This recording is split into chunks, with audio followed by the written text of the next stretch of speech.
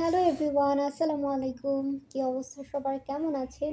আসলে দেশের এমন একটা পরিস্থিতি যাচ্ছে, এই সময়ে ভালো থাকাটা আসলে সম্ভব না, কিন্তু এরপরও বাঁচতে হবে, খেতে হবে, এটাই নিয়ম।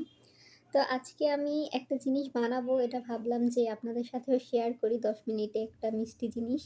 সো এখানে আমি কয়েক পিস পাউরুটি নিয়ে নিয়েছি আর ডিম নিয়ে এর মধ্যে একটু চিনি দিয়ে খুব ভালোভাবে ফেটিয়ে নিচ্ছি। আমি ভেবেছিলাম যে একটু ব্রেড টোস্ট বানাবো, কিন্তু আবার ভাবলাম যে না, একটু অন্যরকম বানানোর চেষ্টা করি। সো যাই হোক, পুরোটা হচ্ছে ভালোভাবে ফেটিয়ে এরপর আমি একটু চুলায় বাটার দিয়ে দিলাম। এখানে অবশ্যই আপনারা বাটারটা ইউজ করবেন।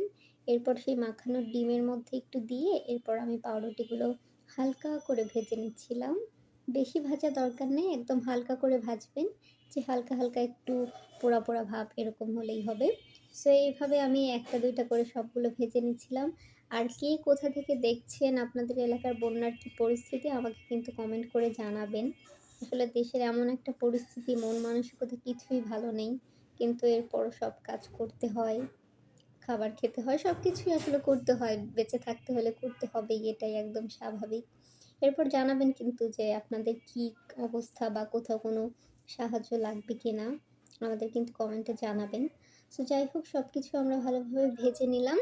এরপরে উপর থেকে আমি জাল করে রাখা ১ কাপ পরিমাণ দুধ দিয়ে দিচ্ছি। এরপর হচ্ছে দুধটা আমরা একদম ভালোভাবে জাল দিয়ে টানিয়ে নিব। বাটার আর যে দুধের যে ঘ্রাণটা, এটা কিন্তু অনেক সুন্দর হয়।